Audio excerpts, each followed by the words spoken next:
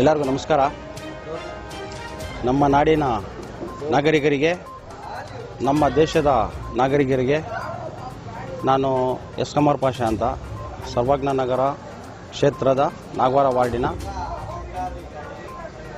ಸಮಾಜ ಸೇವಕನಾಗಿ ನಮ್ಮ ಜನರಲ್ಲಿ, ನಮ್ಮ ನಾಡಿನ ಜನತೆಗೆ ಒಂದೆರಡು ಮಾತುಗಳು ಈ ಸಮಾರಂಭದಲ್ಲಿ ಹೇಳೋಕ್ಕೆ ಇಷ್ಟಪಡ್ತೀನಿ.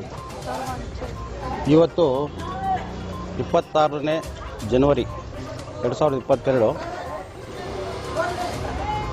ಈ ಕಾರ್ಯಕ್ರಮಗಳು 2 ವರ್ಷದಿಂದ ಮಾಡೋಕ್ಕಾಗ್ತಾ ಇಲ್ಲ. ಈ ಮಹಾಮಾರಿ ಬಂತು, ಈ ಮಹಾಮಾರಿಯಿಂದ ಮಾಡೋಕ್ಕಾಗಲಿಲ್ಲ. 2 ವರ್ಷ ಕಾರ್ಯಕ್ರಮ ಮಾಡೋಕ್ಕಾಗಲಿಲ್ಲ. ಯಾಕೆ ಅಂತೇಳಿದರೆ ಕೋವಿಡ್ ನಿಯಮ ನಮ್ಮ ಸರ್ಕಾರ ಪಾಲನೆ ಮಾಡಿ ಹೇಳಿದೆ. ಅದರ ಅನುಸಾರವಾಗಿ ನಾವು ಈ ಕಾರ್ಯಕ್ರಮಗಳು ಮಾಡೋಕ್ಕಾಗಲಿಲ್ಲ. ಏನೋ ಒಂದು ಮನಸ್ಸಲ್ಲಿ ಒಂದು ಉಪಚಾರ ಬಂತು. ಈ ಕೋವಿಡ್ ಸಮಯದಲ್ಲಿ ನಮ್ಮ ನಮ್ಮ ನಾಗವಾರ ವ್ಯಾಪ್ತಿಯ, ಗೋವಿಂದಪುರ ವ್ಯಾಪ್ತಿಯ ಮತ್ತು ಕೆಜೆಹಳ್ಳಿ ವ್ಯಾಪ್ತಿಯ ಅಧಿಕಾರಿಗಳು ಮತ್ತು ಸಿಬ್ಬಂದಿಗಳು ಅವರ ಮನೆ ಕಷ್ಟ ಸುಖಗಳು ಬಿಟ್ಟು ಅವ್ರ ಕುಟುಂಬದವ್ರಿಗೆಲ್ಲರೂ ಅವ್ರ ಕಡೆ ಗಮನ ಕೊಡಬೇಕಾಗಿರೋದು ಬಿಟ್ಟು ಸಾರ್ವಜನಿಕರಲ್ಲಿ ಯಾವ ಥರ ಅವ್ರು ಕಂಟ್ರೋಲ್ ಮಾಡಬೇಕು, ಅವ್ರ ಮುನ್ನೆಚ್ಚರಿಕೆಗಳು ಏನಿದೆ ಅಂತೇಳ್ಬಿಟ್ಟು ಭಾಳಷ್ಟು ಕಾರ್ಯನಿರ್ವಹಿಸಿದ್ದಾರೆ. ಅವರಿಗೆ ನನ್ನ ಕಡೆಯಿಂದ ಮತ್ತು ಈ ರಶಾದ್ ನಗರ ಸಾರ್ವಜನಿಕರಿಂದ, ವಾಸುಗಾರರಿಂದ ಈ ಕಾರ್ಯಕ್ರಮದಿಂದ ಅವ್ರಿಗೆ ಪ್ರೋತ್ಸಾಹ ಮಾಡಿ ನಮ್ಮ ಕಡೆಯಿಂದ ಸನ್ಮಾನ ಕಾರ್ಯಕ್ರಮ ಮಾಡಬೇಕು ಅಂತೇಳ್ಬಿಟ್ಟು ಪ್ರಯತ್ನ ಪಟ್ಟೆ. ಆದರೆ ಈ ಸರಿ ಕೂಡ ಕಾನೂನು ಸ್ವಲ್ಪ ಮಾರ್ಗಸೂಚಿಗಳು ಕೊಟ್ಟಿದೆ, ಯಾವುದು ಕಾರ್ಯಕ್ರಮಗಳಲ್ಲಿ ಎಷ್ಟು ಜನ ಭಾಗ ಆಗಬಾರ್ದು ಅಂತ ಹೇಳ್ಬಿಟ್ಟು. ಅದಕ್ಕಾಗಿ ನಮ್ಮ ಸಂಬಂಧಪಟ್ಟ, ನಮ್ಮ ಏರಿಯಾ ಸಂಬಂಧಪಟ್ಟ ಅಧಿಕಾರಿಗಳು ಈ ಕಾರ್ಯಕ್ರಮಕ್ಕೆ ಬರೋಕ್ಕೆ ಒಪ್ಪಲಿಲ್ಲ.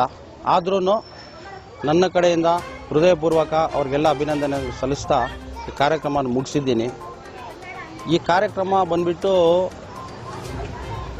ಗಣರಾಜ್ಯೋತ್ಸವ ದಿನ. ಗಣರಾಜ್ಯೋತ್ಸವ ಅಂದರೆ ನಾವು ಓದಿದಾಗ ನಮ್ಗೆ ಕಲಿಸಿರೋದೇನೆಂದರೆ, ಸಂವಿಧಾನ ನಮಗೆ ಬಂದಿದ್ದು 73 ವರ್ಷ ಆಗಿದೆ.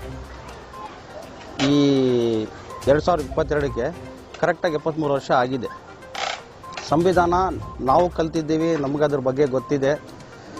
ನೆಕ್ಸ್ಟ್ ಬರೋ ಜನ್ರೇಷನ್ಗೆ ಇದ್ರ ಬಗ್ಗೆ ಮಾಹಿತಿ ಇರಬೇಕು, ಅವ್ರಿಗೆ ನಾವೆಲ್ಲ ತೋರಿಸ್ಕೊಡ್ಬೇಕು. ಈ ಕಾರ್ಯಕ್ರಮಗಳು ಮಾಡೋದು, ಈ 15th ಆಗಸ್ಟ್ ಆಗಲಿ, ನಮ್ಮ ಕರ್ನಾಟಕ ರಾಜ್ಯೋತ್ಸವ ಆಗಲಿ, ನಮ್ಮ ನಾಡಹಬ್ಬ ಆಗಲಿ, ನಮ್ಮ ಊರಹಬ್ಬ ಆಗಲಿ, ನಮ್ಮ ದೇಶದ ಹಬ್ಬಗಳು, ಇದೆಲ್ಲ ಮಾಡೋದು ನಮ್ಮ ನೆಕ್ಸ್ಟ್ ಬರೋ ಜನ್ರೇಷನ್ಗೆ ನಾವು ತೋರಿಸ್ಕೊಟ್ರೆ ಇದನ್ನು ಅವರೆಲ್ಲ ಕಂಟಿನ್ಯೂ ಮಾಡ್ಕೊಂಡು ಮುಂದುವರಿಸ್ತಾರೆ. ಅದಕ್ಕಾಗಿ ನಮ್ಮ ದೇಶದ ನಾಗರಿಕರು, ನಮ್ಮ ನಾಡಿನ ನಾಗರಿಕರಿಗೆ ನಾನು ಕೈ ಜೋಡಿಸಿ ಒಂದು ಪ್ರಾರ್ಥನೆ ಏನು ಮಾಡ್ತೀನಿ ಅಂದರೆ, ಈ ಕಾರ್ಯಕ್ರಮಗಳನ್ನ ಪ್ರತಿ ಬೀದಿಗಳಲ್ಲಿ ಆಚರಣೆ ಮಾಡಿದರೆ ಎಲ್ಲ ನೆಕ್ಸ್ಟ್ ಬರೋ ಜನ್ರೇಷನ್ಗಳಿಗೆ ಈ ಕಾರ್ಯಕ್ರಮದ ಬಗ್ಗೆ ಅವ್ರಿಗೆ ಮಾಹಿತಿ ಬರುತ್ತೆ.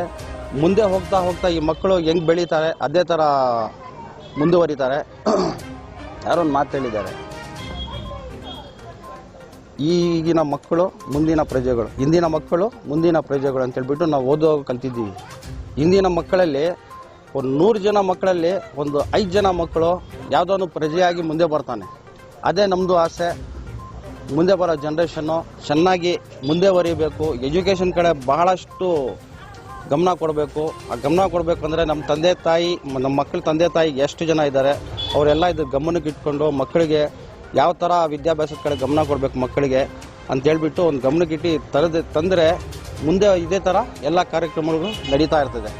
ಈ 2 ಮಾತು ಹೇಳಿ ಏನಾದರೂ ಹೆಚ್ಚು ಕಮ್ಮಿ ಮಾತಾಡಿದರೆ ದಯವಿಟ್ಟು ಎಲ್ಲರೂ ಕ್ಷಮಿಸಿ. ಜೈ ಹಿಂದ್, ಜೈ ಕರ್ನಾಟಕ.